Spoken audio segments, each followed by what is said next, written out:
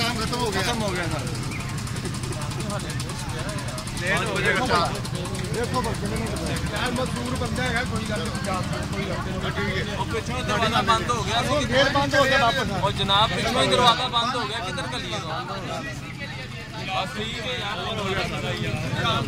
कोई गल नहीं जितना मर्जी कोर्ट पर चालू मेहरबानी दरवाजा ही बंद हो गया किधर जान मजदूर बंदा है जनाब स्कूल का दरवाजा बंद हो गया किस तरह अंदर जाते वो वापस आ जाएगा बंद कर गाड़ी करा दो कोई गल नहीं तेरा पिछों नहीं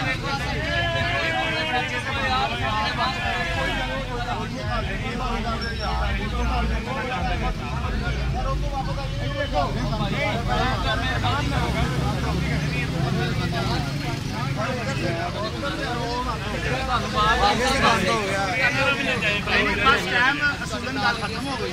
ट्रेन वाला भी क्यों जाए